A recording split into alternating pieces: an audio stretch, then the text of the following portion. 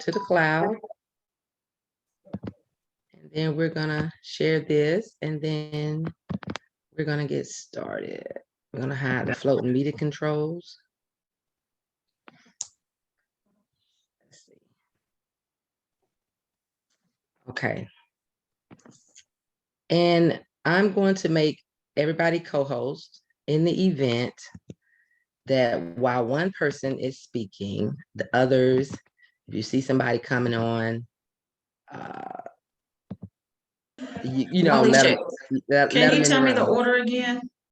Doc, and then Terrameka, then you, then Dena, or Dena, then you. Dena, then, oh, so I'm after Dena, okay. Yeah, I think, but I'm gonna let you know. All right. I'm gonna let you know. Okay. Okay, so I'm praying and going first. Well, yeah, you Okay, I'm just asking. You in charge. yeah. I believe in protocol. Yeah. I believe in following directions. Yeah. And now I actually have a choice in following directions. Okay.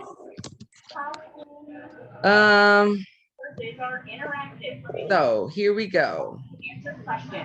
And let me share this screen as I read this off. Can you all mute? I'm gonna mute a few of you so we can make sure we don't have any interruptions. Aside from what we're doing. All right, I'm having this floating meeting channel. Who is that? Who? Who is that? Can you mute yourself, please? Who's stealing one from a port. She was a night. The victim is understandably frustrated. Hold on a minute. To save a piece of local history, I had a kid. I don't know who that is because I can't see. And these are beautiful dogs. Hold on a minute. Farm in Loveland. I was honest. We're gonna tell you what they are making for people all over. Wait a minute. Terrameka, one of the co-hosts, somebody has their stuff unmuted. Can you please go and mute them? Because I can't do it because I'm sharing this flyer. It's not allowing me to do that. I already did it. Thank you. Please do not unmute yourself. Okay. Now I got to. That's probably because I'm sharing, but we've already seen the flyer. So we're gonna go ahead and go now. I was trying to share the flyer. I don't know, maybe it's just too many people trying to use Zoom or something. But it's getting on my nerves. All right. Thank you all so very much. Let me turn my camera on. All right. Thank you all so very much for joining us tonight to hear some inspiring stories and to be encouraged. My name is Walisha Wilson, and I'm the founder of New Life Second Chance Outreach Incorporated, a nonprofit that I founded after my release from prison to support, equip, and empower other Georgians impacted by a criminal conviction. I'm also an activist and entrepreneur, and I am a broken crayon. Please join us tomorrow for our last event this month to honor Reentry Awareness Month. On tomorrow at 7 p.m., we will be hosting a vision board and goal setting workshop that is specifically designed for individuals who are just as impacted, where we'll share our vision board and set goals for our success. 2 winners will win cash gift cards. You can register for this event and events of our partners on our website. We're going to have a disclaimer before we get ready to start and introducing the speakers. I'd like to also inform you that New Life is committed to using and promoting humanizing language. And I know oftentimes we as directly impacted people, we will refer to ourselves as prisoners and inmates, felons and ex-cons. And these are not, there's a lot of power in words. A lot of times, even when we tell children, you so stupid or you ugly, people, words have a way to have people believe in that mentality. So we are asking that you also commit to using humanizing and person-centered language when referring to individuals and not call people ex-con or yourself, convict, offender, inmate, prisoner, criminal.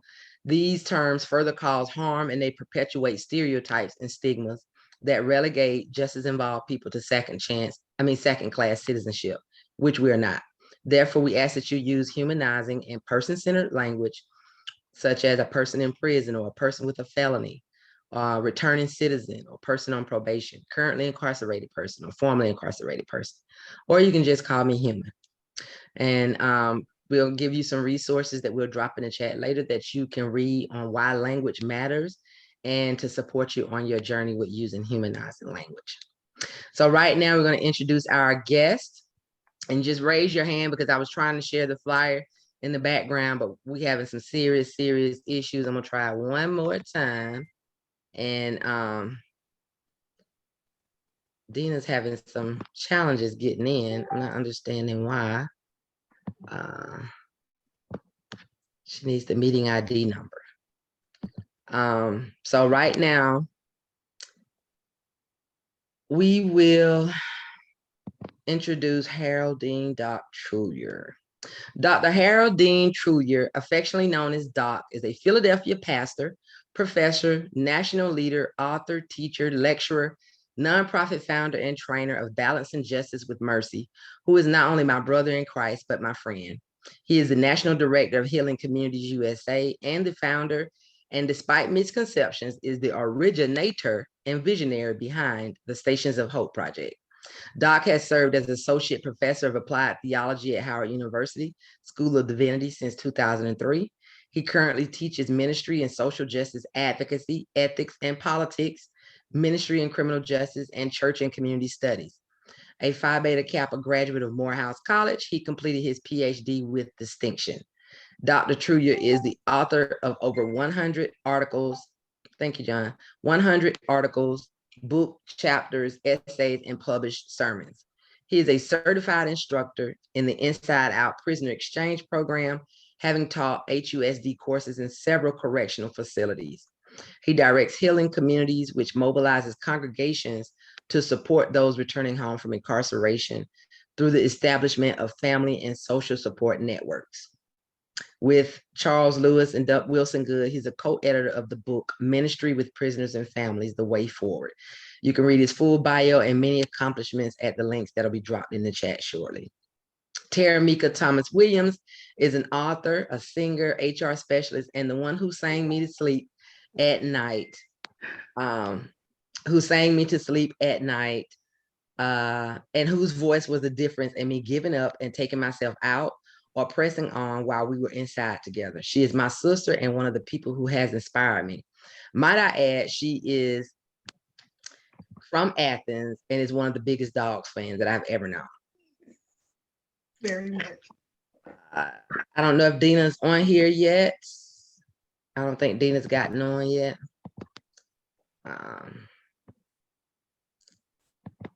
Okay, so Dena hasn't gotten on yet. Twyana Davis is a Columbus, Ohio activist, speaker, and extremely talented artist and playwright. My sister, my friend, and my fellow 2022 Represent Justice ambassador. Her art pieces are thought-provoking and heartfelt. Twyana's vision is to bring light to a wide range of issues, from overcoming trauma to injustice in the justice system and impacted people, and social injustice. From an early age, Twyana has been a creative thinker who pushes others to think outside of the box. In 2016, she transitioned from creative thinking to creative works of art on canvas and in theaters, plays, and is a blazing trail for other artists. Hello. And you can read her full bio about her many artistic accomplishments at the links that will be dropped in the chat shortly. And we don't have Dena. She's still trying to get on. When she comes on, we'll introduce her when she gets in. John Wannamaker is a New York native, a minister, CEO, and podcast host. I remember being down and out one day and out a few years ago and coming across his Facebook page. And in one of his posts, he said, "Failure is not final." And from then on, his postings has been a source of inspiration for me to know that regardless of how I fail or fall, that it isn't final. Welcome you all. Has Dena showed up? I don't know if Dena's here yet. Welcome you all, and thank you so much for your commitment to this event. and for sharing your stories. Before we get started, I'd like to ask Doc if he would start us off with a word of prayer. I want to find out if Dena's here first, though. Dena, are you here? Okay. Doc, if you start us out with a word of prayer, I appreciate it. Sure, be glad to. Gracious and holy God, we give you thanks for this occasion. We give you thanks that you've never left us nor forsaken us. The psalmist said, if I make my bed in hell, you are there, and we know something about those beds. And we pray not only for ourselves in this event, but for those who occupy those beds in the hells of jails and prisons across this country, and especially in the state of Georgia. We ask that you would give us fresh insight, that you would speak through us, and that through this community we might be made stronger and conform to the image of your Son, in whose name we pray. Amen. Amen. Thank you so much, Doc, for those great words to start us off with. Now, this event is geared towards inspiring any and everyone, no matter your color, creed, class, or past. But I'd like to note that as a formerly incarcerated person myself, we are often discouraged and downright forbidden to associate with others as a part of our condition of our probation or parole, to associate with anyone else with a felony conviction. So these types of events not only inspire me, but they further prove that the thinking at the root of those probation and parole rules is not only rooted out of a false narrative that nothing good can come out of people with felony convictions getting together, or people associated, but it really should be a rule that should be challenged, as with any issue, whether it's domestic violence, whether it's substance use and recovery. People need to be around folks with shared living experiences who've gone through the things that they've gone through, but people who have overcame and have defied the narrative by proving that being in the same space as people like you can indeed be a good and inspirational thing. So again, I'm always excited when July rolls around to have our annual Broken Crayons event, and to always be in company of people with my shared living experience. Now that Dena has shown up, Dena, can you raise your hand? Okay. Dena Dickerson is an advocate, leader, and an all-around good-spirited smiler who I've always known to give more of herself to help and inspire others than what is given to her in return. She's my sister, my friend, and a board director of NewLife-Second Chance Outreach. Dena is a program manager at OAA in Birmingham, Alabama. Is a positive example of successfulness after incarceration. She believes that others, through their lived experiences, are uniquely purposed to provide support, assistance, and encouragement to newly released individuals in becoming successful and productive citizens. Dena's analogy of the role of OAA helping formerly incarcerated people is that it's almost like coming to the edge of the forest and the person wants you to come to the other side, but because everything is so beautiful and they just can't make that step, and you reach your hand out and you say, I got you. And we'll be dropping links for each individual after they speak. But right now we'll go ahead and get the night started out. Each guest will have 10 minutes to share their stories of failure, brokenness, and how they use their pain to find their purpose, and to prove to the world that despite their brokenness, I'm still off camera. And despite their brokenness, they were still able to color and create masterpieces. Once everyone has shared, and hopefully half of you aren't crying by then, but if you are, that's okay. We will then have the Q&A, and we will start with Dr. Trulear. Okay, good evening, everyone. And Sister Walisa, thank you for this invitation. Though I don't live in Georgia anymore, in fact, I'm not in Philly anymore. I live just outside of Washington, where I'm teaching. I have a very, very soft spot for Georgia. I went to college there. My daughter lives there. And I just came back from visiting my cousin in Rutledge State Prison, just outside of Columbus. And so this is personal for me, not just in terms of my own incarceration, but also in terms of my cousin, who's at the Rutledge Correctional Facility in Georgia. My story begins in a normal middle class Black family. I mean, we were the Huxtables, college graduate parents. My brother and I did well in school, college, grad school. Um, and I actually got involved in this work, um, working with juveniles and adolescents in the city of Patterson who've been court adjudicated. And so I worked with them for a while. I helped them out at their high school. We got a new principal named Joe Clark. They made a movie about us.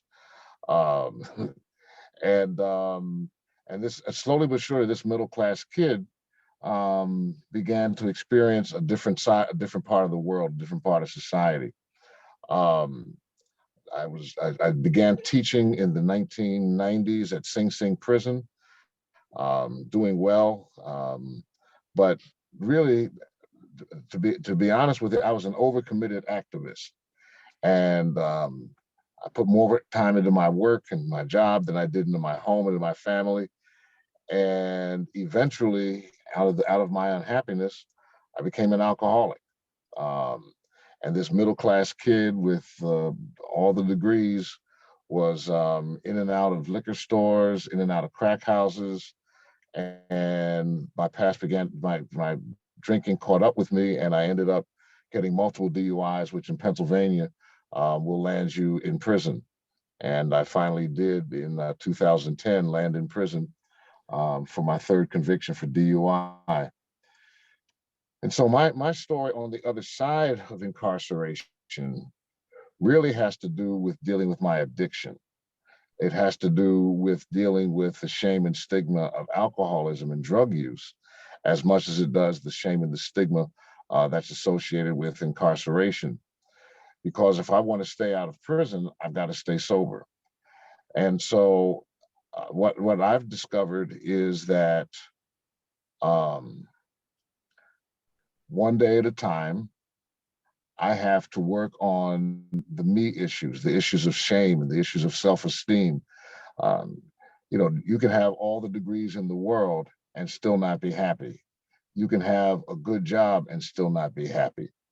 And when I came out of prison in 2011, um, I had a responsibility to myself and to those around me to find out what was wrong on the inside. And I did discover a lot of things that my life was filled with fear. My life was filled with needing to prove that I was good enough. My life was, my marriage had fallen apart, and I bore a lot of shame for that because I'm an ordained minister, and ministers' marriages don't fall apart, right? We're supposed to be professional Christians, but there was a lot of pain inside, and I had to work on that. In fact, I actually got diagnosed with PTSD and ended up having to get psychiatric treatment for my mental illness. And so for me, like a number of us that are formerly justice involved, there were really three tracks in my life. There was the addiction, there was the mental illness, and then there was dealing with incarceration. What really helped me were two things. One was God called me into a ministry where I could reach back and be a blessing to other people. And so we started this ministry called Healing Communities USA, where we train congregations to be part of the support network of people who are coming home from prison, and to also minister to their families because of the grief and the loss that they experience. We all know that the family does the bid together. And so we wanted congregations to understand that you have a responsibility. Even if you don't have a prison ministry, you have mothers and fathers and grandparents in your church who have somebody that's in the system. And so we've been doing that training for a number of years now. And I think I sent a link to our training handbook to Sister Walisa. She mentioned very briefly that I'm the actual founder of it. There have been a number of people who used to download our material and then masquerade as Healing Communities folk. And so we took our training material down, we monetized it. And we did that not because we're trying to make money, but because so many people try to steal our stuff as formerly incarcerated people, right? We come up with ideas, We have work that we want to get done. We get vision, and then along comes somebody, you know, a large philanthropy, or in my case, a state government. I won't name the name of the state, but it rhymes with Georgia. Georgia. Who steal your material and then run around trying to take the credit for it. And so we've created this handbook that we've been working with congregations to do that. My church has been very, very helpful to me. I go to 12-step meetings, and I went to one last week, and one of the guys said, church is for my religion and AA is for my recovery, and I don't mix the two. I can't go to my church and raise my hand and say, Pastor, I have a burning desire to drink. Well, I said, you know, later in the meeting, I wouldn't go to a church where my pastor can't handle that, right? Because that's who I am. I bring my alcoholism with me, right? I'm a recovering alcoholic, and I may not be drinking today. I may not have had a drink for a while, but if you put a beer in me, it'll do the same thing to me that it did to me 10, 15, 20 years ago. And so I need a church where I can raise my hand and say, I'm a recovering alcoholic, and I have a burning desire, Pastor, and I need help. And I'm grateful that I have a church that's like that. My church was an important part of my reentry. And I don't even think Walisa has heard this story, but I went to church after I came back, and they were having service, and a young man was preaching, and he came up with this big bag, and in the bag he had all kinds of stuff, and then he told everybody to take a number. So I took a number, and my number was 3. So whatever number he called the person up, and for one person he called their number, and they came up, and he handed them a can of bug spray. And the bug spray was supposed to represent spraying the devil off of you, right? So everybody got some gizmo out of his bag. When he called my number, he reached in his bag and he pulled out, and I kid you not, a box of crayons. I carry one with me everywhere I go. He had no idea that in the class that Walisa and I had taken together the year before, that we'd adopted this theme, Broken Crayons Still Color. He gave me this box of crayons, and he said, the Lord told me to give you these crayons to let you know that he has wiped your slate clean, and that you can draw whatever you want. Be creative. You have a clean slate. You can start all over again. And so I literally divided that box of crayons up. I have some in my car. I have some in my office. I have some in my suitcase. I have some in my briefcase. I don't go anywhere without one of these colors to remind me that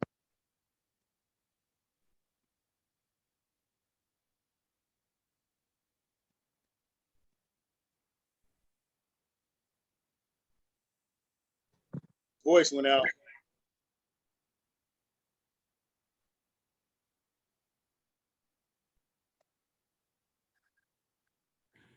hello, what about now? Yeah, you're good now. Okay, thank you. And so today, I'm up for promotion to full professor at Howard University. And my main evidence for being elevated to full professorship is the training that I've done and the training manual I've created for congregations to do the work that we're talking about. Today, I found another woman, who will be my wife and will be walking with me for the rest of my life, who has, she's never seen me drunk. And she finds it very hard to believe that I'm an alcoholic. And I say, well, I'll tell you what, let's not find out, okay? So, I'm getting married again this year. Today, I have a book coming out this month entitled Welcome Home. It's a series of essays, reflective essays on the journey back from prison, and how the decisions we have to make and the ways we have to think in order to be successful when we come home. God has blessed me. And I brag on my having been locked up, not because I'm proud of it, but because I believe that when we tell our stories, we set somebody else free to tell their stories. When we talk honestly about where we've been, we can help set free somebody else who's ashamed of where they've been. And from a practical standpoint, if I tell you my past, then you can't find out. So here's my crayon. I'm still coloring. Thank you, Sister Walisha, for this chance to share my story tonight. Thank you so much, Doc. And it's always so good to hear you. And sometimes I got to figure out what I'm doing. I got to come to Philly so I can come to a wedding. But it is so good because I'm in DC, Walisha. DC. So when I come and when I listen to you, it's just, no, I did not know some of those parts of your stories, but it wouldn't really matter because I see you as the person that you are now. And I think everybody, the way we are now, we have been molded that from what we've gone through. You know, you've never seen a rainbow come out if it hasn't rained. So we've got to have the storm first before you can get to the rainbow. So that's the way you got it. That same thing, make lemons, make lemonade out of lemons. It's the same thing. And one of the things that I had to learn too is that you don't have to worry about if you don't tell your story and somebody lying about what you went to jail for. As long as you're already open and transparent, ain't no need of them coming with you with something because they already know your story. And I think when I ran for city council in 2017, I would have been one of the first formerly incarcerated. I would have been the first formerly incarcerated person to sit on that city council. And that's where everybody came in. Oh, she went to prison. Oh, she got a felony. And people like, we know. That's why we call her, ask her to run. So they had already known my story. So it gives you an opportunity to be able to tell your own narrative. And like the shirt that I have that says, if you bring up my past, know that God has already dropped the charges. So there's no need of continuing to keep bringing up my past because I've already been pardoned from that. So thank you so much, Doc, for that. And we're going to go with our next guest, my friend, my sister. Oh my God, an anointed voice. And when I tell you, I made several attempts on my life from jail, never when I got to prison or got where I was with her. But when I tell you, when she would sing, it was like, okay, things are going to be all right, Walisha. It's going to be all right. You just got to pick yourself up. When I tell you, whew, that voice. So I thank you, Terrameka, and you have the floor. All right, so I'm gonna set a timer so I don't talk y'all to death. So thank you, Walisha, for this opportunity. I so appreciate you. I love you with all my heart. You blow my mind every time you say that because you know how I am about worship. So I'm Mika. I'm originally from Athens, Georgia. My father was in the military, so I'm a military brat. I lived all over the world. When we came home from Germany in 1991, going to Athens, Georgia was a complete culture shock from being a military brat, but I made it. I'm a huge dog fan because I'm from Athens, of course. But as I grew up, I had a typical family, mother, father, siblings, great life, went to school, didn't go right off to college. I should have, but I didn't. Later on in life, just growing up, I realized that I was a people pleaser, always wanted to make everybody happy. I played sports. So the pressure of just always wanting to make sure everybody else was good. I don't think I ever really took the time to make sure I was good mentally. So growing up, I finally, started going to church young, right out of high school, because we didn't have a church life growing up. But eventually I found that relationship with God. But I never, ever really still dealt with a lot of things that I think I struggled with, my insecurities.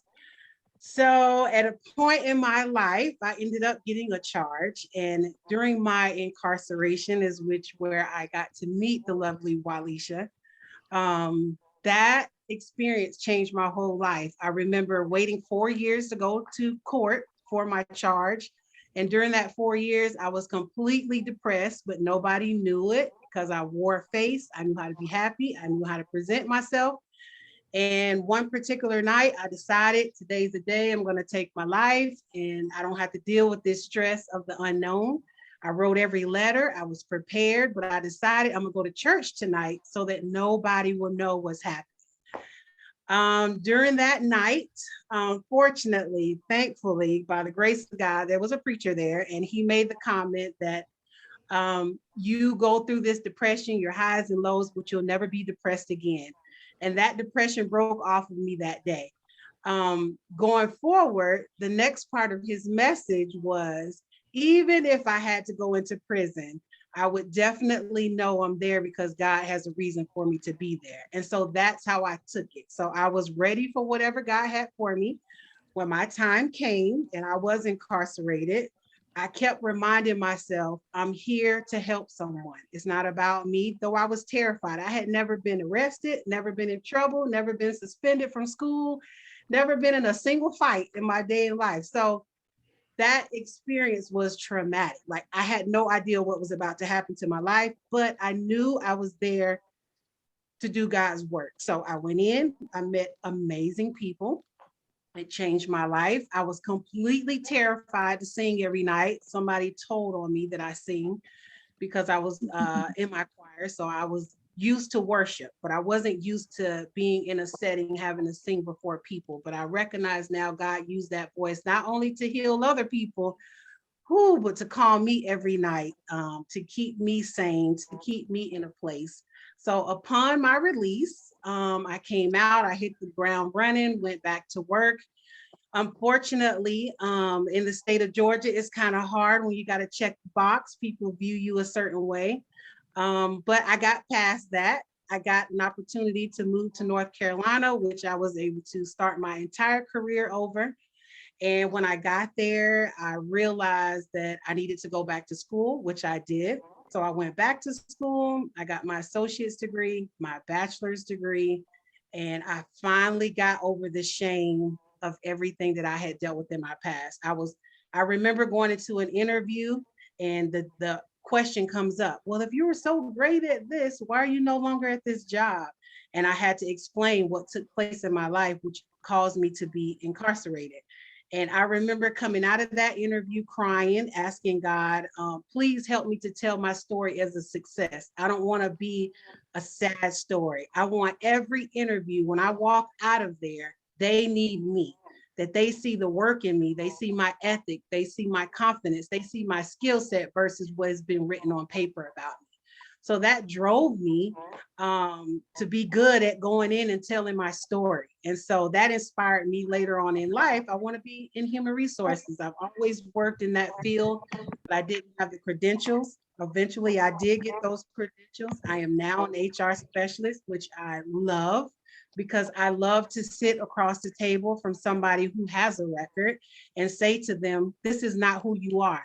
This was a situation. This is something that happened to you. So I want to encourage you that your future is free with me. Like, you don't have to be ashamed of it. So I'm very grateful that I went through that so I can be a blessing to someone else. Also, during that time frame of being in a very toxic marriage, God blessed me with an opportunity again to come out of my own space of being insecure, which is how I ended up writing, authoring, and publishing a book called My Insecurities Have a Name. And the entire book was about me going back to my childhood, understanding when did I first become insecure, what relationships failed, why was I a people pleaser, why were all these things such a huge impact on my life. And through that process, I just wanted to teach other people to be confident, no matter what your past is, no matter what you've been through. Your past has nothing to do with your future in the negative sense. Your past, things that have taken place, should actually push you into your future. It should actually cause you to want to figure out how you can be better in your future. So that process allowed me to learn to be confident within myself, because everybody has a book in them. So if you can get past the fact that somebody might not like it, or I don't want to tell somebody else's business, tell your story. Just like the previous speaker said, everything that we go through is going to allow somebody else to get over their shame or get past the situation that they've been in. I was fortunate enough to have a great family who loved me, and I was able to come back home to a great support system, but that's not everybody's story. But if you can get past your insecurities insecurities and everything that has caused you to be in a low place and push forward, man, God will do amazing things for you. And I'm talking about open every door. He's just waiting on you to take 2 steps. So I love what I do now. I'm back home in the state of Georgia, just in time to be a national championship, just in case anybody knows. And I love all the work that Walisha does, which drives me now to do even more. So I look forward. In Charlotte, I used to volunteer at women's centers, help them figure out how to get jobs, help them how to interview, help with after school programs to help with kids whose parents are incarcerated. And that was some of my best work. And those are things, if you can do it for free and love it, that's where your purpose is. That's where your work is.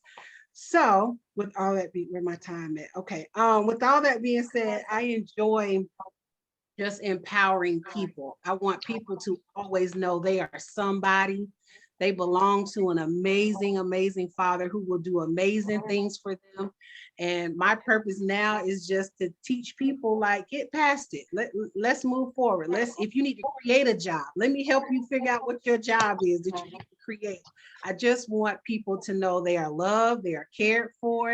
And if I can do that by helping you get employed so that you can care for your family, that's my goal. So thank you, Walisha, for this. I appreciate it. And thank you, everyone. Thank you so much, Terrameka. And I did drop her information in the chat. And a few months ago, we hosted for folks who wanted to be authors. Terrameka came on and talked to them like how to be an author step by step. So if that's something you're interested in doing, she always says you have a book in you. My book been trying to read for 10 years, but I can't never seem to find time to sleep, let alone write a book. But I have her book here. It's My Insecurities Have a Name. And when I tell you just a few lines, God did not design us to stay the same our entire life. Life is forever evolving and changing. Change is inevitable. Embrace the idea that friends, family, jobs, careers, interests, and desires will change over time. The world tells us there's a time and a season for everything. Change is not presented to scare you or put fear in you, but to push you into something great. And I have read this book. I've had this book for months. Really since December when she came over for dinner, and I cannot get past chapter 6. I've been crying every time. But chapter 6, the title of chapter 6 is Your Testimony Will Be Somebody Else's Release. And when I tell you, it says if we only knew once we get through whatever our struggle is, the outcome is so much greater. If we could only get out of our feelings and stop constantly second guessing who we are, we would realize that you are so much stronger than you know. I cannot tell you how many times I've been at the lowest stages in my life and I meet someone who has gone through what I was dealing with. I have been in situations where I thought surely I am the only person who has ever gone through this. Lies. Those are all lies from the enemy to keep you in bondage and bound to your grief. When I tell you this is a good book, it is a good inspirational book. And it's not really super long. So I just need to get past the crying so I can get through it. But it's called My Insecurities Have a Name, and very dear to me because I had a lot of insecurity. When I went to prison, Terrameka will tell you, you think I'm big, now I was big. I was almost 6'50" when I got locked up. So as a woman, having to be frisked and strip searched with men and other women, all of this indignity that comes with that, men go through it, they do it like they ain't no problem. But and then I was disabled and LGBTQ. So all of these things that you go through, having to deal with your insecurities. I was in an abusive relationship. This book has really truly helped me. And I thank you, Terrameka, for being my friend. Thank you for inspiring me. And when I say I owe you my life, I do, because had it not been that one song, and I can remember before I laid down on my bunk, I was like, I'm not with this. I'm not with this. And I lost everything. And I got something for this. You know, I had already tried in jail, but I was like, this just ain't gonna work. I'm just gonna take myself out of here. And she sang us a song that night. And when I tell you, I went to bed that night and something said, it's gonna be all right. It's gonna be all right. And ever since, it has been all right. I struggled for about 10 years, but I'm telling you, God be the glory. It's gonna be all right. And whatever you're going through, it's not final. You know, you just gotta get your mind together. We gotta get out of our own heads. We gotta get around other people who are doing what it is that we want to do. and be around people who give to us, not always people who are taking. And I was always around people who took. Every time I turned around, I was pouring in somebody else's cup, pouring in somebody else's cup, pouring in somebody else's cup. But then when I was thirsty, nobody said, here, Wally, let me give you something out of my cup. So you just have to just slow down, think, and understand that even though you're going through something right now, whether it's you having a hard time paying your rent, you homeless, you can't find a job, your family done put you out, or whatever, you're going through something, just know that somebody else is probably going through it way worse. But also, to me, every day on the right side of the dirt is a blessing, because you miss out on so much. And just get with some people. I'm telling you, it'll be amazing. And if you gotta go to therapy, go to therapy. We got to get out of these church folk mindset too. You got to go to therapy, go to therapy. Ain't nothing wrong with getting a little medicine, Jesus, and a therapist. I got all three. You know what I'm saying? So, but with that, we're gonna go ahead. I'm gonna wash my face, get off camera, and we're gonna go ahead with Dena Dickerson, and she shares our story because she is truly inspiring, and she's gonna tell you a little bit about herself in her 10 minutes, in her mighty, mighty, mighty 10 minutes, and then we'll have Twyana, and then we'll close with John. But go ahead, Dena.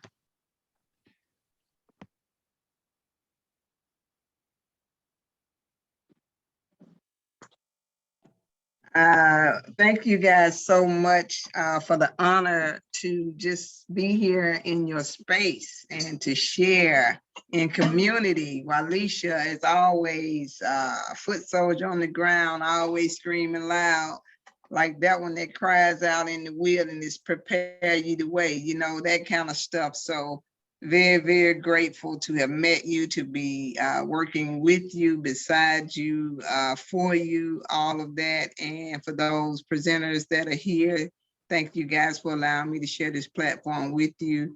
Those that went before me, very encouraging, very, very encouraging.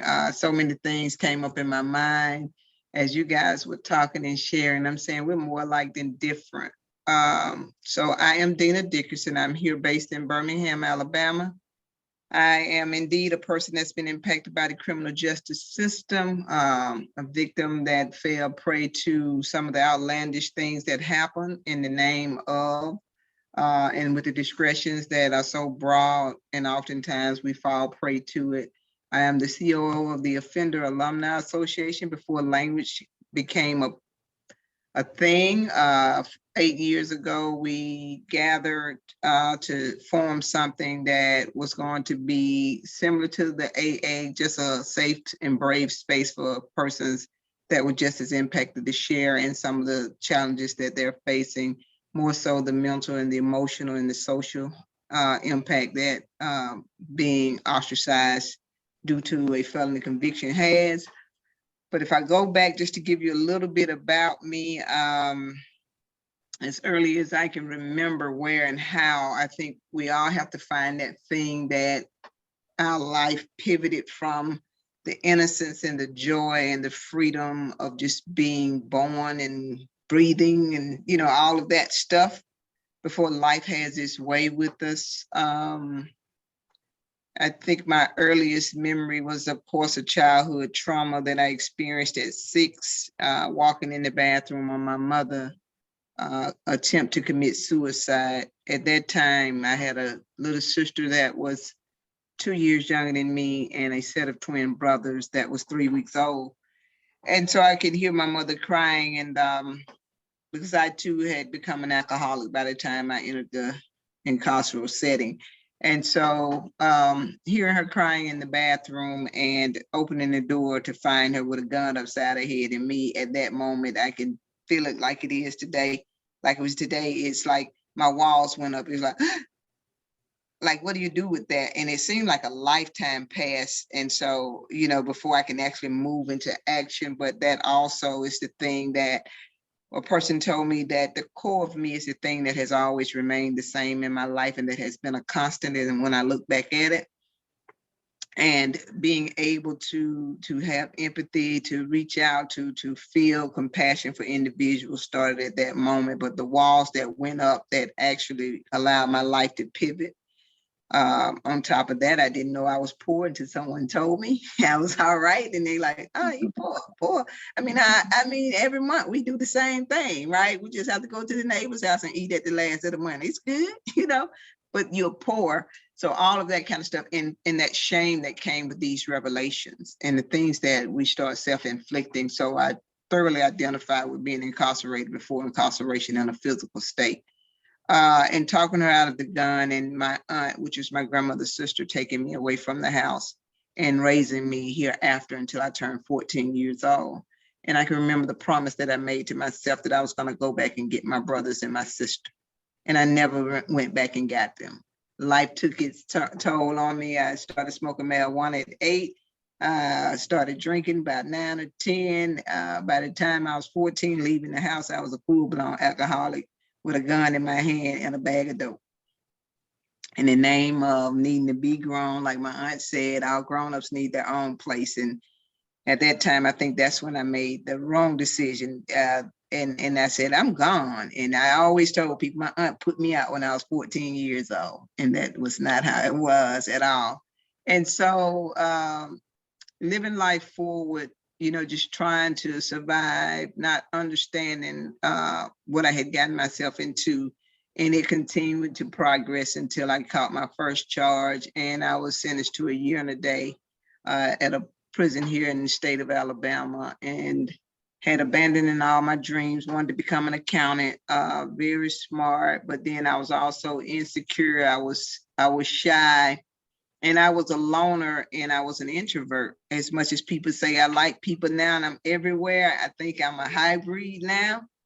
And my work and my life work has me, whereas I deal with people all the time, but I really, really, truly like to be by myself. I just like to be with Dena. I love me, I love quietness, I love solitude, and I love a space without people as much as possible. And that's just my truth. I understand today that it's the truth that will liberate me and hopefully help someone else, in the blood of the Lamb that continues to cover and keep me. So with that, that's my story and I'm gonna stick to it. 10 years fast forwarding, after my first bid in prison, I was sentenced to 114 years in 2012, where they snatched me up from my son and my daughter, which was 4 and 6 at the time. And when I returned, they were 14 and 16. And the challenges that I had was still having that mom thing, especially when the only thing I wanted to do was to come home to my babies. That was the thing that kept me strong. They said, I'm gonna be here 30 years. That just kept me strong. But the first 2 years of my incarceration, I didn't talk. I was going through this spiritual thing at the time, which had started 2 years prior to me catching my charge, just tired, not knowing what to do, how I'm gonna get out of this and all that. And my life went in a way that, as harsh as it seemed, it was the thing that gave me an outlet to the bondage that I was in and I had been in for so long. And so the first 2 years, I didn't really speak a lot, real quiet, read a lot, stayed to myself a lot. I got my first parole day. People laughed. That lady with all that time, who? The one that's on the back of the breezeway, all that stuff. Later, I found out that that was my way, that I was put like in a cliff of a rock, is how I explain it. It was a way that I had started getting in tune with myself, started really transforming and metamorphing into whatever my purpose was at the time. Started dreaming, started writing, started thinking a lot, started challenging a lot of the beliefs that I had grew up with, and applying some things to create a change within me that seemed foreign, seemed impossible at the time, but was absolutely necessary once I had something to measure it against, and understanding that I wasn't the thing that I had done, and embracing that and knowing that I had a purpose, and hearing persons that was coming in saying that it was going to be some purpose in my pain.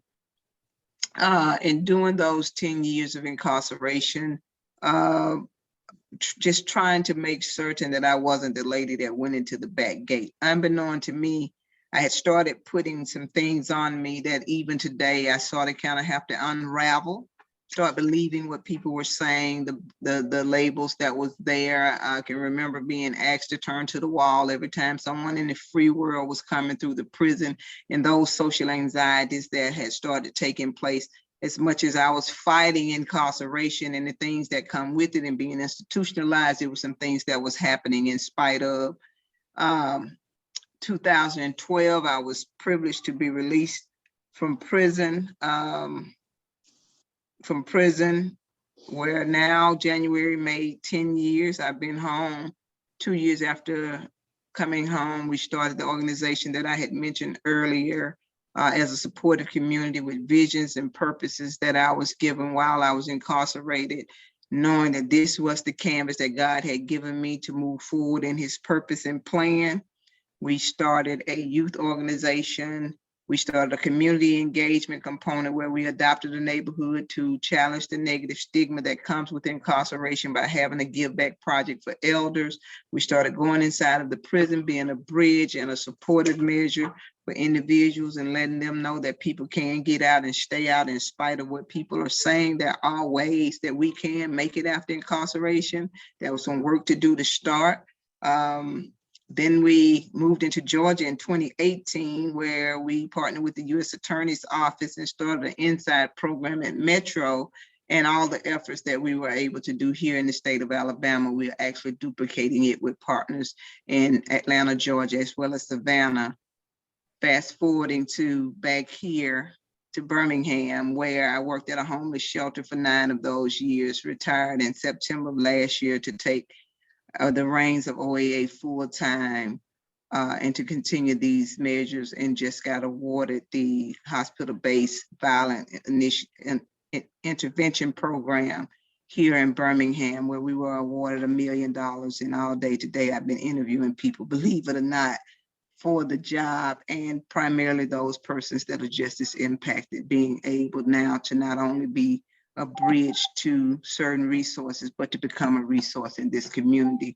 And that's just the beginning of the vision. And though the vision tarries, it will come to pass.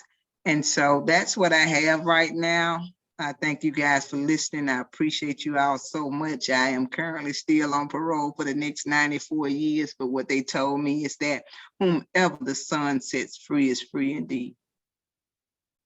Yeah. That's just what I believe. I ain't got nothing to do with nobody else. And so I come in the stead of I'm Dena, without titles, without apologies. And thank you all so much for allowing me just to talk about Dena.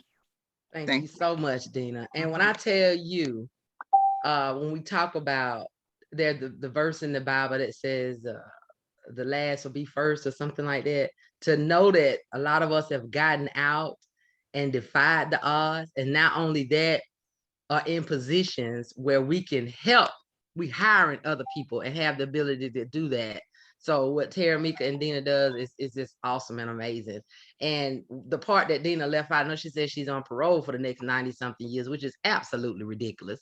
But when they say won't he do it, she was sentenced to over 100 years in prison, y'all. So when people say, oh, they got life in prison, God has the last say. I've known people to get off death row. I've known people to get life without the possibility of parole, and they're out here walking around now. Or somebody saying, well, you ain't never gonna be nothing. Or you're gonna always be an addict. You're gonna always be a homeless. That's man talking. You know, your higher power has the last saying. So if that don't tell you that, won't he do it? You know what I'm saying? So just believe that. Thank you so much, Dena. Y'all, when I tell you, I told you before the end of this thing, a lot of y'all got y'all cameras off, so I already know some of y'all probably over there crying. But we're gonna go to the next guest, my friend Twyana Davis, and she'll share her story with you for the next 10 minutes. Okay, there we go. Can you hear me? Okay, perfect. So thank you so much, Walisha, for just this beautiful invitation and just an opportunity just to be among so many beautiful, well-rounded people. And I am just honored that you would just listen to my story a little bit. So my name is Twyana Davis, and I don't have a lot of alphabets behind my name. I am just unapologetically me. And, you know, I heard Dena say that, you know, she's still on parole. I'm in the struggle right there with you. I actually served 15 years inside an institution in Ohio. I'm in Columbus, Ohio, and I was released a year ago. And I just kind of hit the ground running. And I just remember just a little bit of backstory about me. Like as far back as I can remember, I've always been a part of a system. So growing up in a single parent household, my mother was in the welfare system, taking care of me and my three brothers. And, you know, because of her addiction to drugs and couldn't, I guess, take care of us, you know, we were put in the foster care system. And then, you know, not long after that, I was an adult, but, you know, I entered the judicial system. But, you know, at the end of the day, it was like I came to the end of myself, and I was just kind of sick and tired of being sick and tired, and being the only girl and the youngest child, just having that that people pleasing type personality, and just a lot of fear and insecurities, and, you know, just emotionally damaged from growing up in a home that wasn't safe. I came to the end of myself, and I just kind of lost my voice because, you know, growing up in the foster care system, it's just not it wasn't an easy task for me. So I kind of shied away from everything and didn't feel comfortable enough to use my voice. And that's why I feel like it's ironic how God uses me to be the voice of the voiceless. I remember when I went into the judicial system, I said, you know, there's got to be more to life than just this, you know. And I said to God, I said, well, if you're real, I need you to show me who you are. And believe me, he did exactly that. And then when he did show me who he was, I said, God, I give you my life for the rest of my life. And I meant that, every single word of it. And so he uses me in many, many different avenues. Like I said, I've been out for a year, and right before I got out, like maybe a few years before I got out, I just began to reprogram my mind, you know, everything that I had grown up with, learning and watching and being a part of as a child. I just kind of had to unlearn. And so, you know, God took me to a place spiritually where he showed me that I was beautifully broken, but I didn't know it. I began to unlearn the things that I had learned growing up. And he began to show me how he had planted different seeds inside of me. And one of the seeds was a seed of art, or creativity. So whether I create with my words, with plays, and telling the stories of the mothers who are broken in prison, or, you know, the daughters who are away from their parents, and just that hurt and anguish of not being able to form that bond with their mother. I write the plays, or I create artwork off of feelings of how I feel, the heartbeat of society, and what I feel the injustice is in the justice system, and just the different things that I've gone through. God has allowed me to just be my artwork to be in so many different places. And I never really thought that I would have the opportunity, but it's something about when you let go of the control that you think that you have over your life, that, you know, where something else can come about that you would have never believed. And I'm so grateful that that I did let go of that control, because sometimes we feel like, you know, we have to control everything down to the last T, or to the last dot. But sometimes it's in letting go that you find yourself. And I'm so grateful, because my life is just completely directed by his direction. And I'm honored to not only be a part of this panel and, you know, share a little bit of my story, but also to share the stories of those who don't feel like they have a voice. If somebody would have told me, you know, 15 years ago, I'd be out on a Zoom, you know, being a voice to somebody who don't feel like they have one, I would have probably not agreed with them. But he's allowed me to be in a strong community with represent justice and standing up for the injustice in the justice system. I'm honored to be a part of that. And I don't really know what else to say other than I love art, and my journey as an artist, I see it as God using my life as a canvas, right? To paint whatever picture that he wants to, because I believe I heard somebody say, however your life is, God already knows. And it's interesting, the pain that we experience is kind of like a color that he uses, but we never really know what the full masterpiece is going to look like, because we haven't seen the final product. Right. So the incarceration was a color, or, the abandonment as a child was a color, and, just the prison sentence was a color. But when you mesh it all together and you step back, you can see the beautifully put together pieces of these broken crayons or paint or colors of our lives that during the time where we thought it was the end of us, it was really just the beginning of us, and our lives just being put together in a way that we could have never even imagined it being put together, and how we are able to impact and touch so many lives. I'm happy to say that, after being out after a year, I've had my art at the Rife Center, the Contemporary Art Center, and the Underground Railroad in Cincinnati, Ohio, at the Stone Age Gallery in New York City. So where some people would create with their words, I create with my art the feelings and the emotions that are within me, that speaks the language of hurt and turmoil and trauma, but not just to stay there, but also to empower and encourage and uplift, because we are only as strong as our weakest link, and we all have a part to play in uplifting and building each other up.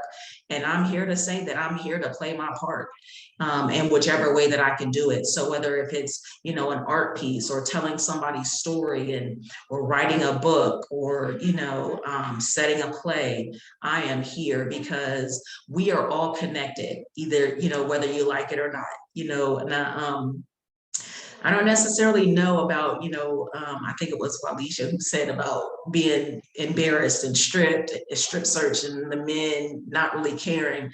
I don't necessarily know if I agree with that, because I think, like, inhumane or inhumanism is inhumanism. Injustice is injustice, no matter where you are, no matter who you are, a male, a female, or whatever. But I'm here to say that my life started out one way where it didn't look so good, but I'm also here to say that with hope and determination, hard work, you can make your life whatever you choose to be. And that's my story. I don't know how long how long I've been talking, and I hope you were able to glean something from the story, that that hope never dies. And I'm so grateful to be a part of this panel. I thank you, being among so many beautiful, honored people, and I consider myself lucky. So thank you. Thank you all. Thank you so much, Twyana. And I want to show you all some of her art. When I tell you, it's amazing. Can you all see that? From just the self-portraits, I like the one with the paintbrush. I mean, she's got a talent. And just imagine how many more folks that are behind the walls that have all this talent, and it's just, it's amazing. So oh man, you just do it, you're talented, and we have a few questions in the chat for you, but we're going to get to those afterwards. I think people were asking you, since you still had a minute or so, they were asking if you were in the what would you say, Dena? The Marking Time exhibition? Yes, it's an art exhibition that's in Cincinnati now, just left, that's with the mass incarceration. You familiar with Nicole Fleetwood? I am familiar with Nicole, and unfortunately, my art wasn't in that exhibition. Okay, well, we're definitely gonna connect if you could drop your phone number in there. Absolutely. Something like that, because yeah, this is how we do this. We're a Okay. movement. We are a movement. Oh, this is awesome. Absolutely. Yes. Okay. Thank And you I'll all text so you. much. And I've been dropping everybody's stuff in as they speak, but we'll make sure you don't have to try to go back and scramble through all the chat. I'll make sure that before we end, we'll drop all the information back in as well. So now we have John Wannamaker, and he is gonna definitely give us some inspiring words. But if it's not just his inspiring words, it's that New York accent that's gonna do it for you. So you got it, John. All right, thank you, Walisha. I appreciate you inviting me to be on this panel. I'm honored to be here because it's been such a long time since I really did anything publicly. I started my 10-minute timer the way Terrameka did, so I'm gonna try not to keep you too long. Man, this is just amazing. I grew up in New York City, as you might be able to hear. I'm gonna tell you something that when you meet somebody, if they tell you that they're not from there, ask them to read out loud for 10 seconds. If they read out loud for 10 seconds, they're always gonna read in the manner in which they learn how to read, in the vernacular of how they learn how to read. So they're gonna read as if they are in New York City in a public school system in elementary school. The second thing, well, not even the second thing, but my next thing is, grew up in New York City and I'm a broken crayon, but I'm a broken crayon that never knew I was broken. I stayed throughout the entire system just being me and trying to help people and talk to people and just be the communicator. In prison, the federal prison system, for my 8 years that I was there, they called me the mayor because I was the person that the associate warden would come to me and ask me why I'm trying to join the NAACP from prison. And I would tell her, because there's things here that are happening that I don't think should be happening. And I want to see if there's somebody that cares. So I've had quite a few experiences being a vocal person and trying to just maintain some type of resemblance to normal life. But as we all know, prison is not a normal life type of situation. Grew up in New York City, never filled out a college application, never went to college, don't have a college that I can call home, but left and went to the Marine Corps instead. I was a United States Marine for 4 years, did 4 years active, 4 years in active reserves, then a computer programmer, wrote Bank of America's internet banking system as a programmer, and then retired from programming.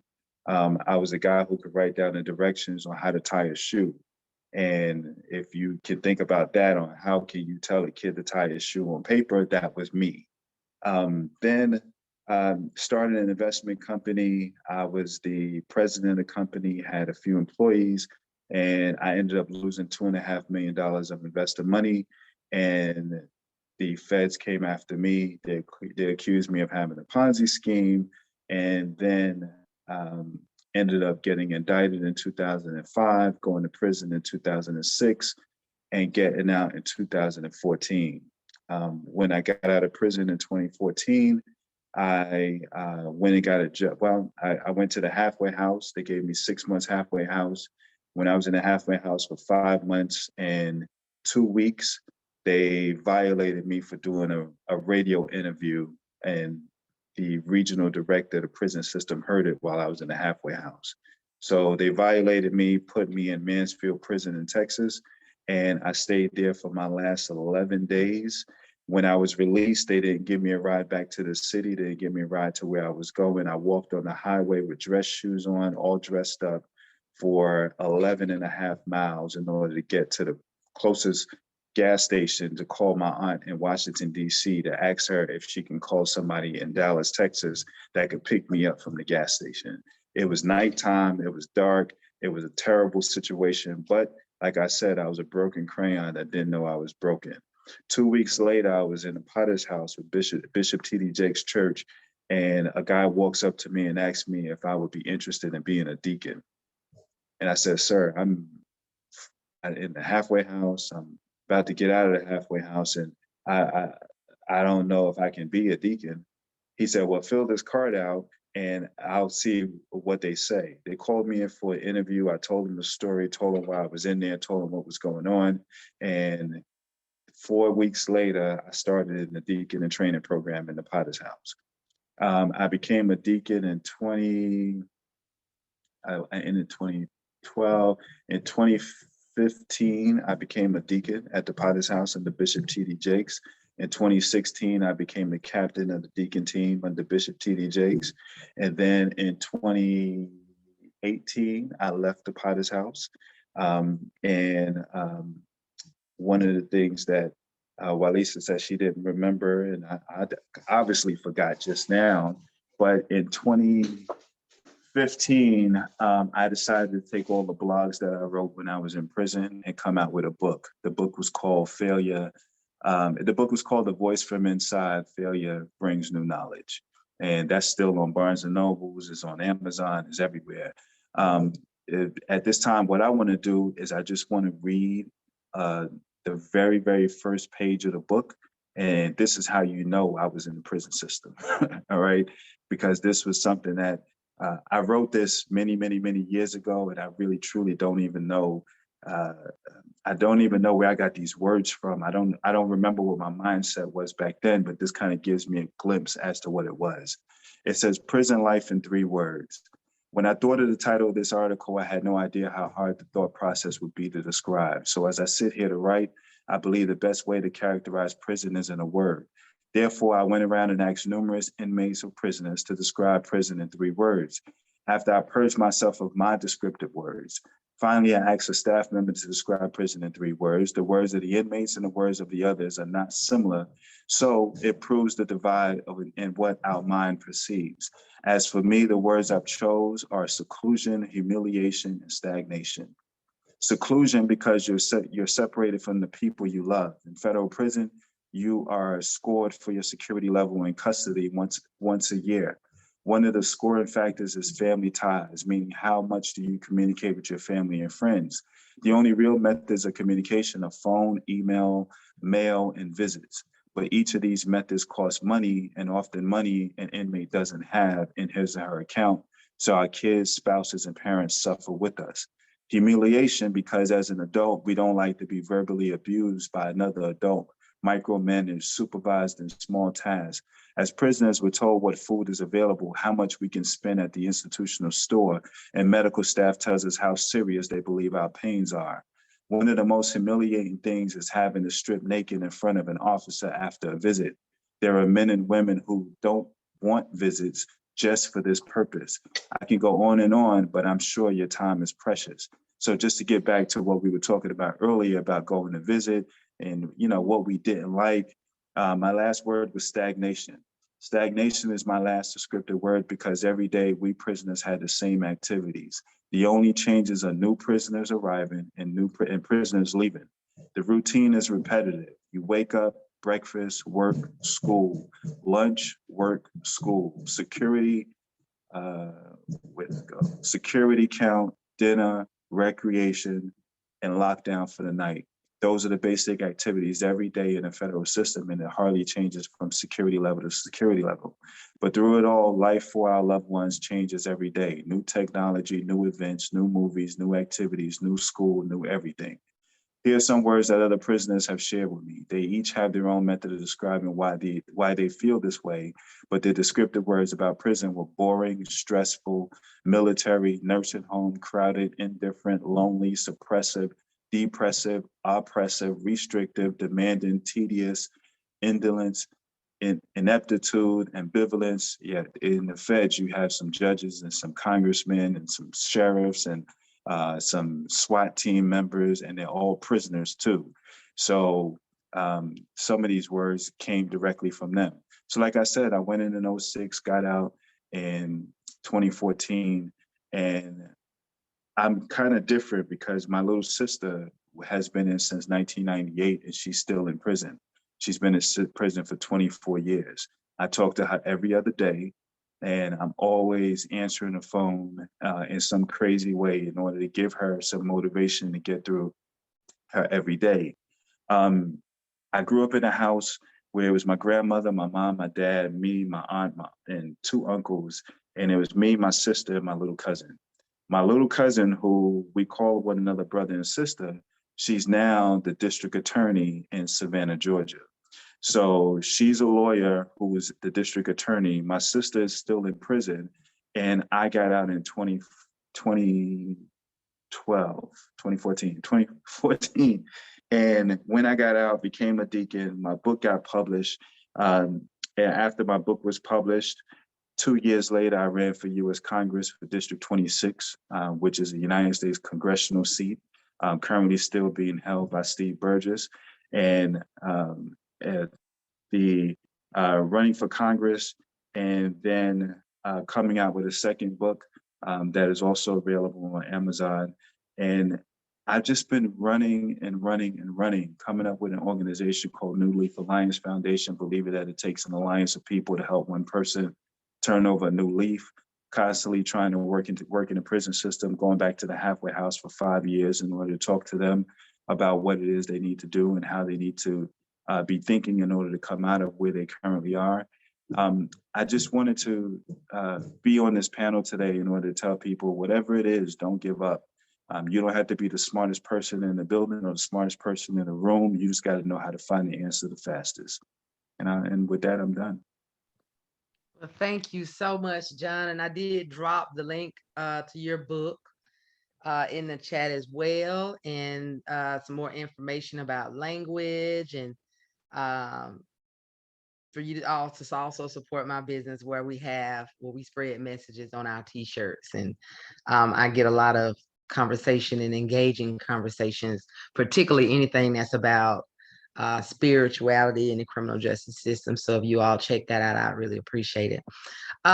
This has been truly, truly amazing. And right now, before we open it up for questions and answers, I want to just make a quick announcement that I am one of the co-chairs of the 2nd Annual National Multi-Faith Conference on Ending Mass Incarceration that will take place here in Atlanta at my church, Ebenezer Baptist Church, January 11th through 13th, pastored by the Reverend Dr. Senator Raphael Warnock. And I invite you to save the date, and if you can, contribute to funding other programming, but I'll also drop the link so you can stay updated on the registration. Registration isn't registration hasn't happened right now, but it is when it comes. I want to make sure you all have that information. It will take place. It'll be 2 or 3. It's going to be those 2 days, and it'll take place here in Atlanta. And it is basically, if you all remember, we had it in 2019. The guest speaker was Michelle Alexander. And so it is going to be, we're hoping that, probably expecting at least 400 to 500 individuals who are of the faith community, who want to do our part in ending mass incarceration, and to support that. So I did drop the information in the chat. Please make sure you save the date, January 11th through the 13th. If you're able to come and join us, definitely do that. And we'll have some talks about trying to see if we can get Twyana down here so she can display some of her art, because it is absolutely amazing and beautiful. And what else? So right now we're going to open the floor for any Q&A questions. If anybody's got any questions. I don't see any in the chat, aside from the one that I think Dena asked.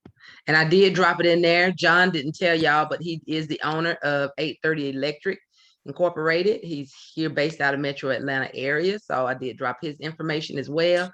And he is the podcast host of Thirsty Digging, which is about living your best life on purpose, being intentional.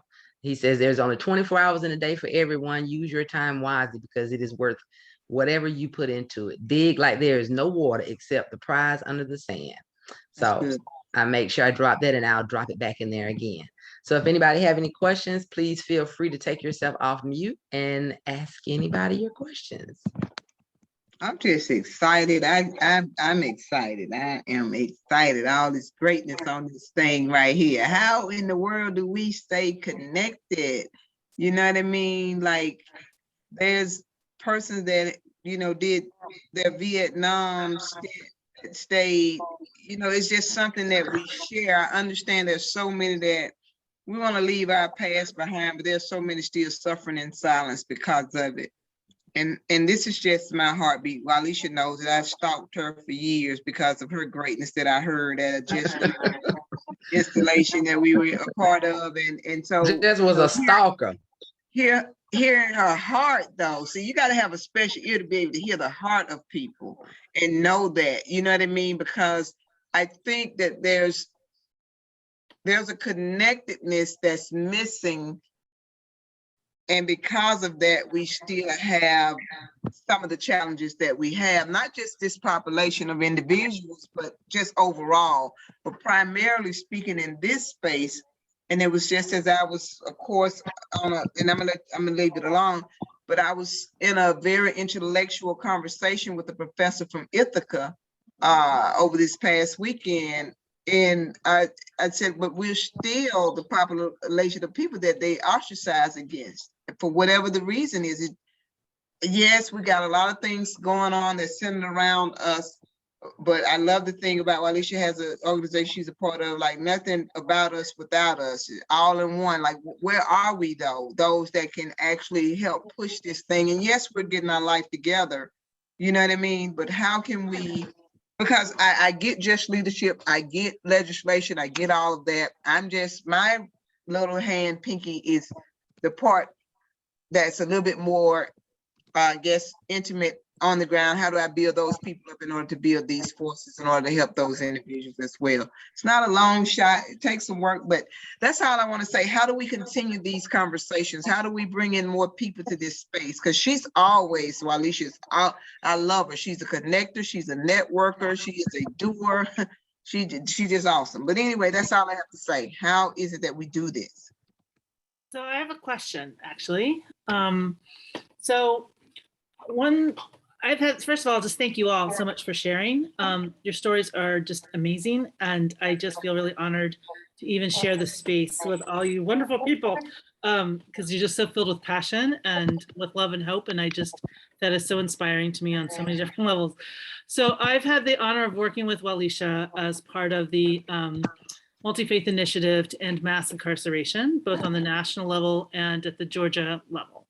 And so one call that I have is that we're looking for faith leaders who are already involved in this work, or who you think might be involved in this work, and to kind of go to the point of, to Dena just said, to dealing with narrative change, to deal with issues of acceptance, even people coming back from prison to be accepted into their faith communities, to help also policy change, to mobilize people, to help them get their ability to vote back, to be able to be engaged in their communities. And I'm missing the third one. What is it? So communal, it basically went congressional engagement, narrative change, and then policy change. So one is I'm putting out a plea that we're trying to develop a database to allow for us to start bringing all those people together. Across, certainly in Georgia, and ultimately I think we want to do this in different spaces around the country. But the idea is to start pulling our information together, Dena, in part for just what you're talking about, to create spaces of connection that we may not always expect.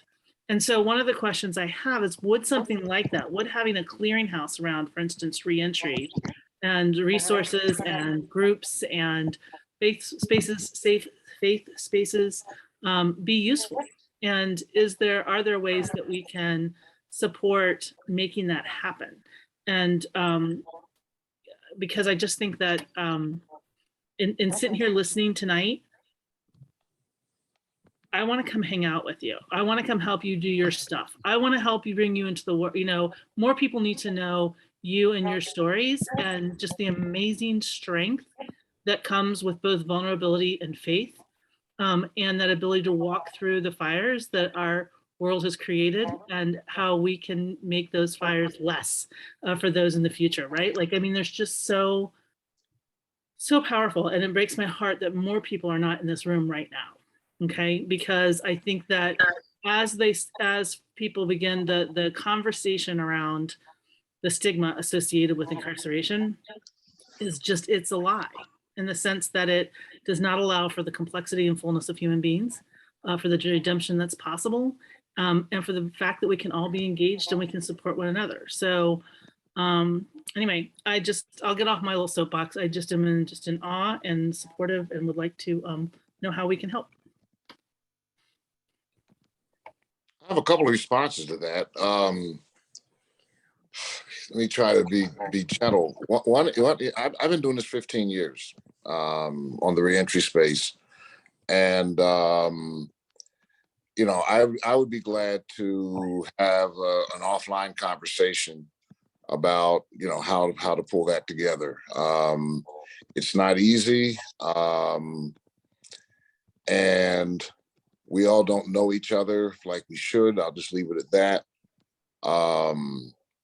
But I'd love to have an offline conversation about that.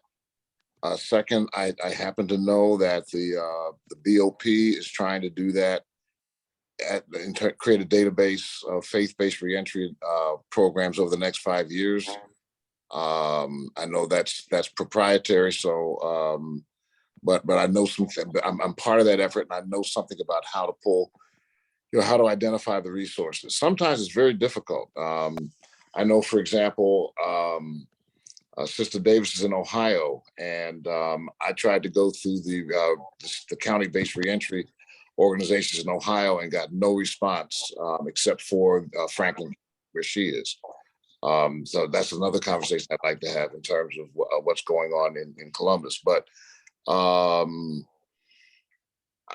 I think there's a conversation that needs to occur. I think one of the critical components is people like Walisa being at the lead, because what tends to happen in this space is when people who don't have lived experience put out the call, we get suspicious because, okay, here's somebody else trying to pimp off our experience. Mm-hmm. And so you've got to have lived experience people at the center of that effort. And I'll just leave it at that. I can be more detailed in an offline conversation. And thank you. And I did drop it in the link. Doc has been on, I dropped it earlier, but I dropped the link for our YouTube page. Doc was on, he's been on a few of our events, but one of the ones that were most impactful was the Broken Crayons event from last year. How faith communities, their role in reentry. Dena was on last year in a recovery event. And Terrameka was on a couple of months ago about how to become a published author. So if you all could check out our YouTube, and we do a lot of great stuff. We volunteer our time to do this work. None of us get paid. I started this when I got out of prison. Yes, it gets tiring. We would love some funding because I think we do great work. But we have some awesome events that connect. If you are just as involved in Georgia, we do some work where we help folks in Birmingham and some parts of Alabama. But, we volunteer our time. And so I just want to also encourage, we love allies, we love supporters. Don't get me wrong on that. But it has to be a point, that people who have the lived experience should be at the forefront of it. And when you are in a situation and you're doing something and you have somebody that wants to do a recovery event, I don't care what John over there did and how awesome talented he is about doing 12-step programs. If John has never had any type of substance use addiction, that is where you elevate that voice and says, look, there are many folks who are doing this work who have dealt with recovery. We need to get these folks to do that. Or we need to find Mark. He's dealing with that. So it takes the help of those folks. And that is often the problem. A lot of us who are doing grassroots work, volunteering, sweating our time, using our own money to run our own nonprofits, we get these ideas, and folks who aren't even formally incarcerated, and then there are those still who are pimping, who are formally incarcerated, who have access to more funding, who take our ideas and run with it, as opposed to saying, you know what, Walisha had this idea. And I used to run my mouth all the time about my ideas. That's why people say, Walisha done did this. Yeah, I done started 2 business without telling y'all, because y'all steal everything I do. So, it's bad like that you're out here asking people to tell their stories and you don't want to pay people honorariums. That is an experience. When people are getting out of prison, we're already struggling with finding income and housing. We ain't trying to be on all, and I did it for about 10 years, so I'm guilty of it, because nobody stood up and said, well, Alicia, you've been at city council, you've been doing this, you've been doing that, and you out here telling your story, and they don't pay you. And I'm like, no, I just want to tell my story so I can help somebody. That is your experience. You are an expert in that, and you should be getting compensated for it. And regardless of what, you wouldn't be a plumber and going in somebody's house doing their business for free. So we also need allies and our supporters to stand up and say, look, y'all, Georgia, y'all done stole this stuff. I ain't got no problem. I done told him, Reverend Tony, done went and took this man's stuff and then said it from the state of Georgia that they did these what is it, Doc? Healing communities. Healing community. No. Stations of Hope. Oh, That Stations is of Hope. Yeah. Dean Trulear thing, a man who was formerly incarcerated, who is in recovery. Get that man his due. And I had to do the exact same thing 6 years ago when we went before and did our very first year and say, look, no, Georgia Reentry Awareness Month. I know we have a national one in April, but Georgia has the highest rate of incarceration. Georgia has the highest rate of people on correctional control. Georgia is the #1 state at giving people, and I thought Georgia was bad. Alabama apparently giving people long sentences too. Georgia still practices slavery, just like most of the states, at least 48 of the states. People think slavery is illegal. It's not. The 13th Amendment legalizes slavery if it's for a person who's convicted of a crime. So you wonder why they're building more prisons than schools? Because if you build them, they got to put people in them. So these are things that when people are saying stuff, and I say, no, this needs to be recognized and acknowledged, and went before Governor Deal and say, no, we need to do this. The first thing DCS did was stand up in there in front and take all the pictures. It was about 50 DCS, Department of Community Supervision, standing there with Governor Deal, smiling and grinning like they done did something. I'm not even in the picture. And then for it to go on and then to put it on their page, celebrating it, as opposed to them taking an opportunity to say, you know what, we're proud that this is a person that we have supervised, that has come out of the prison system, and who we at some point felt that because she served time in prison, that she's not worthy or whatever. But we are proud to know that this is somebody that we have supervised, and this has nothing to do with us. We don't even know why we were invited. This is all from the mind of a formerly incarcerated person who has more experience than we do. But instead of doing that, they took the highlight and ran with it. So I had to go through all of these and send all the news media retraction to say, no, that was mine. And of course, I called Michael Nail and all the other commissioners at the DCS while still on paper and give me mine. We're already out here doing what we're doing. We don't need folks stealing and profiting off of our suffering. And this is things that need to come up. So I didn't want to interrupt that, but that's just one of the things that burns me, is when formerly incarcerated people who are out here doing this work and folks is out here stealing it and profiting it from them. You're already profiting off us on bed. Georgia makes $25,000 off a person that's in prison. You're making even more off of that, putting people on ankle monitoring, making them pay $1,600 a year for them to monitor themselves, plus probation, fines, fees, restitution, and a lifetime of unemployment and homelessness. You don't profit off us enough. You're making at least $4 billion a year off the money that you're saving from using incarcerated people to do your free slave labor. Stop trying to profit off people. These people out here getting these transitional homes, charging $800 a month or $1,000 a month for people to share a room with another grown man after they just got out of prison, sharing a cell with a grown man. And you out here charging these folks $800 a month or $1,000 to live in your house. Then have nerve to say, well, Alicia, will you share this? No, I'm not. Hell no, I'm not finna share it, and I'm not finna allow you to take advantage of people who are struggling. Now, if you want to talk about letting them come stay in your house with another grown man and give them 30 days or 60 days to stay there free until they can get a job, I can guarantee you a job. I can get them a job. Then we can talk about it. But getting somebody that just stepped fresh off the bus and state of Georgia and even gave them their $25 gift card to get there, and then you want to try to charge somebody $800 to live in a room with somebody else, that's wrong. And so, no, I ain't gonna let you do it. But I'm off my little boat and stuff, but I see it every day and I'm tired of it, of folks doing it and taking advantage of people. You're not experts. It's not something you want to be an expert of, but if you're not an expert, call somebody. It reminds me of these people who got husbands, and if the plumbing go bad, they want to do it. The lights bad, they want to do it. You don't know nothing about a light. Spend a little extra money to call somebody to come in here to fix the wires instead of trying to put the wires together that every time you turn the light on, the toilet flush. Sometimes you can't be a jack of all trades and a master of everything. You have to let somebody else step in and do what they do. And people who are not formally incarcerated, you might be talented doing some re-entry, but how you got a prison ministry? Ain't nobody in your church on the prison ministry that been in prison. How you got running a reentry housing program for people who are in substance issue. There ain't nobody there to struggle with addiction. It's not right. And so I'm just telling it for whoever watching, because I'm sure people are streaming live. Don't do that. It makes you look bad. It makes you look greedy. Okay, I think Latasha has her hand up. I sure did I have my hand up, and thank you for that. That everything you said is spot on, and I'm so glad that you said it and verbalized it so well, because it is so true. It's an honor for me to be here this evening. I came across this information today. Doc posted it on his Facebook page, and I saw it and I said, if Doc gonna be there, it's gonna be good. And it was absolutely phenomenal. Thank you for sharing your stories. I was like kind of feeling kind of blah, and it did exactly what it was supposed to do: inspire, encourage, and motivate.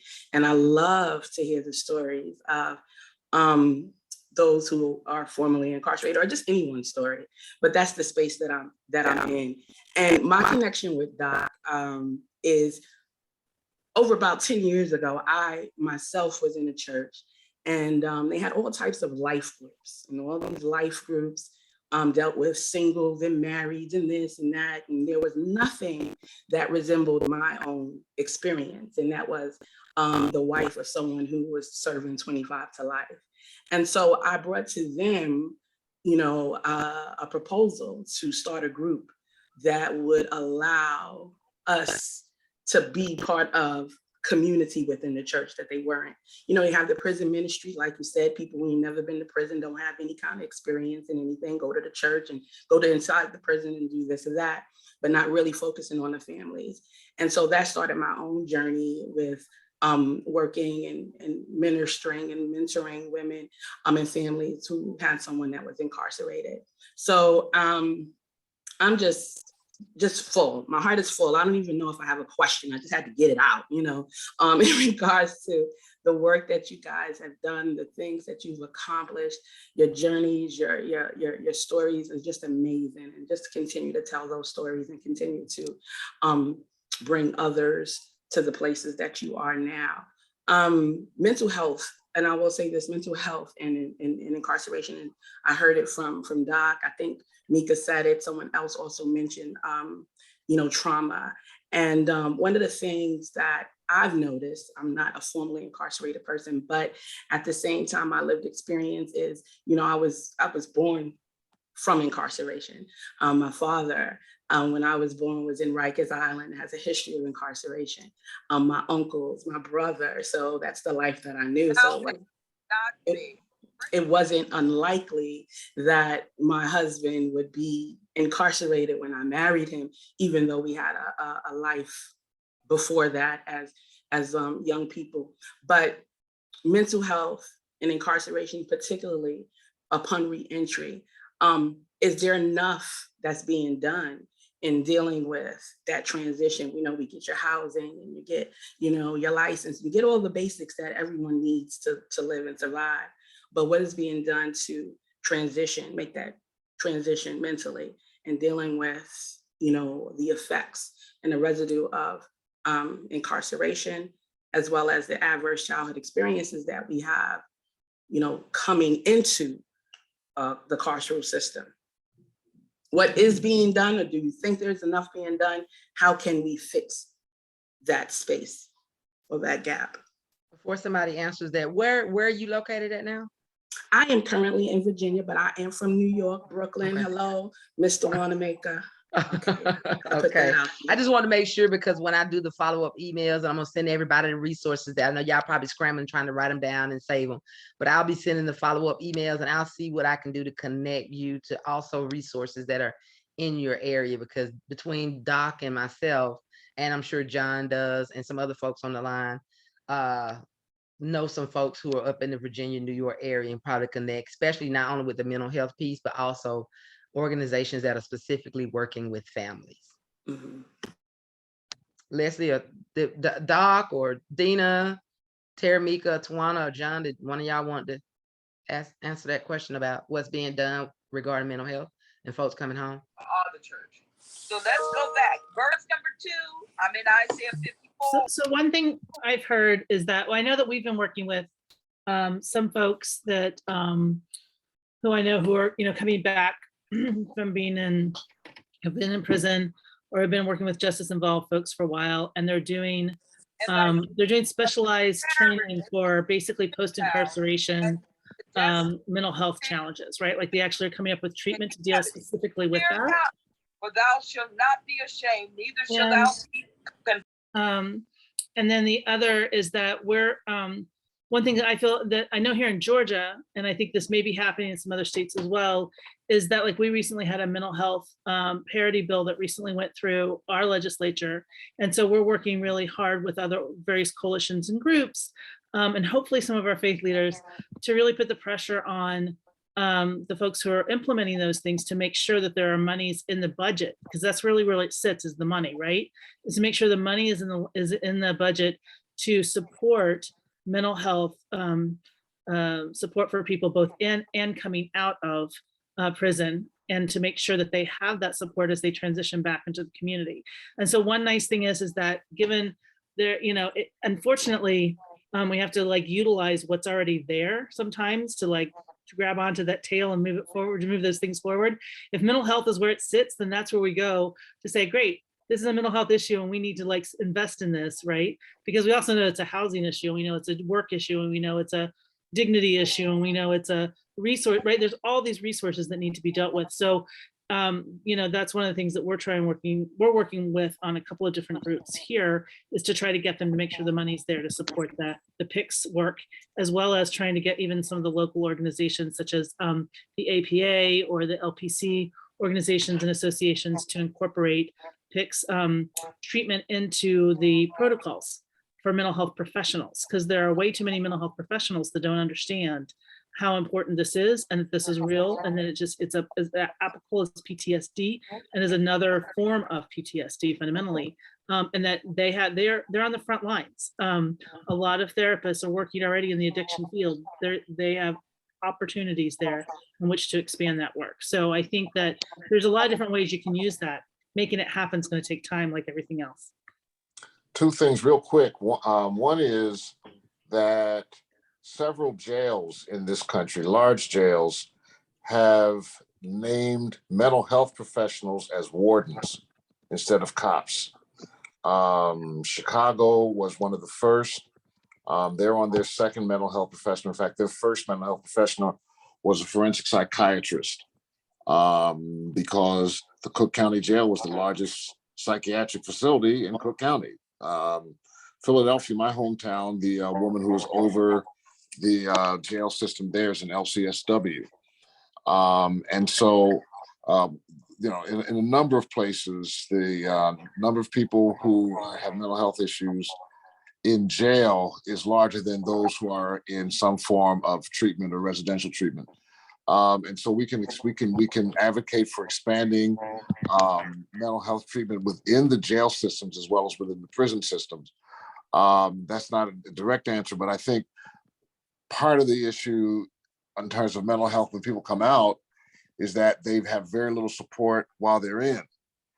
And so I know Pennsylvania, my home state, has 3 psychiatrists for the entire prison system. So most of it's telehealth, right? And of course, the other thing about medicine in prison, and some of you may know this, in fact, most of you I'm sure know this, is that most states charge a copay if you have to see a medical professional. Oh yeah, Georgia. Yeah. I forgot to tell y'all about that too. They already profit out, and then we got to pay to go to the doctor. Yeah, $5 copay when you're making 5 cents an hour. Takes almost a week to make enough money to have a copay. That's in those states where you actually get paid to work, as opposed to states like Alabama and Texas and the other 13 that don't even pay prison wages. So, at any rate, advocating for more mental health on the inside is something I would add to that list. Yeah. Thank you so much, Doc. And I know, just to be respectful of everybody's time, we've gone over for about 10 minutes, but we will make sure when I send you the information, give me a minute. I have like 11 jobs. Today is Tuesday. We have an event tomorrow night, which is a vision board. You all feel free to join us. Go get you some a poster board, get you some magazines and cut out your vision board, what you want. It's a re-entry focused vision board. So it's not like most of those folks who ain't never been locked up and they want to go to the Bahamas, they want to buy a car, they want people who just getting out, we trying to pay our fines and fees. We want to get our probation. We want to try to find somewhere to stay. So if you're able to join us tomorrow night at 7 o'clock, we're going to facilitate that, give away a couple of gift cards to folks who do share their vision board. And then have some upcoming events that we do at my job, which is Southern Center for Human Rights, and also the support groups that are on our website. And all the links that I'll be sending you all tonight will be there. And I'll also try to find some additional resources specifically that's relating to families, because a lot of times when we talk about in this space, we do forget about the children and we do forget about the families who are at home, who are, even though they're not serving the physical time with us, particularly with Black women, we are the ones who are really taking on the brunt, because a lot of the mostly Black men are the ones who are incarcerated. So it's normally the Black women, our mothers, our aunts who are out raising our children, who are having to pay for those $15 phone calls for 5 minutes and putting money on our books. And like you said, you got to pay for a $5 copay. And if you go to the doctor 3 times in a month, somebody send you a $20 money on your thing, they're going to take what you owe them first. So I'll make sure I send all these resources to you and some additional resources, as well as everybody's contact information that they've given me, so that you can connect with them. And we will try to find some ways that we can connect, even if we're having to travel. I know Dena's constantly travel, so she on parole, honey, but don't let her fool you. She be jet set. And so we're going to see what we can do to maybe start doing some kind of tours where we're going around and we're connecting with folks, because we are too many of us, and the pandemic hasn't helped with the mental illness at all, being inside, stuck inside. And I think a lot of times we do need to connect with people in physical spaces, fellowship, and eat some food so Doc can put some on the grill for us and things like that. So I thank you all for coming. Natasha, did you have one little final thing you want to say? Yes, one little final thing. I wanted to know if I could share some legislation that was written by Twyana. She is a former incarcerated person. She's my sis. I love her to definitely. death. She's supporting the post PTSD for people who are formerly incarcerated, which is the post incarceration syndrome. And a lot of people, and it really, when Twyana first came out with that information, it was shocking to me, because when we have families who are in the military, their children get counseling because mom and daddy gone overseas. But our children do not get counseling when mama and daddy is gone to prison. So it is, you wonder why when people get out, we're standoffish, we don't want our back to the wall. We have hard social skills. That's post-traumatic stress. In prison is post-traumatic stress. Some folks are like in war in prison. I think right now in California, we saw online, it's 103 degrees in California and the prisons don't have air. So these are things, war in there, and you having to fight people, and stay safe inside. So yes, that's very traumatic for folks, but we'll make sure we send this information. Thank you all so much for joining us. We hope you were inspired. We hope you're encouraged. And before we get off, I would like everybody to say what is on the screen behind me. Repeat after me. My current situation is not my final destination. Just trust the process, that what you're going through now, can't have a rainbow without the storm. So just know, and you have more than enough support on this line and the information that's going to go out and connect with us, and we'll make sure we get you in some spaces. Tonight is Tuesday, which was an OA night at 7 o'clock. They normally have it. And on Friday, they host them on Fridays, and it's also streamed live on Facebook. But I'll make sure I send all that stuff. Just come to, and connect. It is virtual, and it's formerly incarcerated folk. You have a few of the folks on the line who are just family members of formerly incarcerated people and their supporters, but 90% of the folks on the line are formerly incarcerated people just like us. And it's 1 hour virtual on Zoom, and we just basically get on there, inspire and encourage each other. All righty. And what we're looking for is those individuals with the lived experience to guide that space. Like, what is it that we should talk about? A lot of times we're in the doom and the gloom, right? Well, what is life-giving to those individuals? So Alicia could give you guys, and I think my email is there, and just send me some ideas and everything. It's the same thing with this new community education resource center. I need ideas from individuals that have been just as impacted. What does that look like with an individual that's just coming home? My heart always bleeds heavy for the family member, as well as those persons that have done 2 decades or better. And all of us, you know what I mean? Because you're never the same. But definitely those individuals that I encountered that's done 2, 3, and 4 decades, that life is so different. With that, that's all I have. Thank y'all so much. Thank y'all so much for joining us, and you all have a blessed, blessed day. And I think he's gone. John was actually going to lead us out. Doc is gone, but we have another prayer warrior. Oh, John is on there. There he is. I was going to say we about to get Terrameka on here. She'll mighty prayer warrior, but we're going to let John lead us out in prayer. And if John, don't close, he's driving. But if you all would just take a minute, and he's going to lead us out in prayer. All right, Father God, we thank you for the gathering of these people together. You said where 2 or 3 are gathered together, there you are in the midst of them. And we thank you for being on this call with us, giving people the heart of help, giving them the heart of leadership, and giving them the heart of direction and vision. Lord God, we ask that you will continue to be with us as we depart from one another, but let us not depart from your presence. Bless us, Lord God, in order to be the light in the world that you need, and also to help those, Lord God, with our testimony, because we know we overcome the devil by the testimony, so that any test any test that we have may be, we may pass. In Jesus' name we pray, ask, and believe. Amen. Amen. Thank you all so much for joining us, and we hope to have your continued support. Thank you.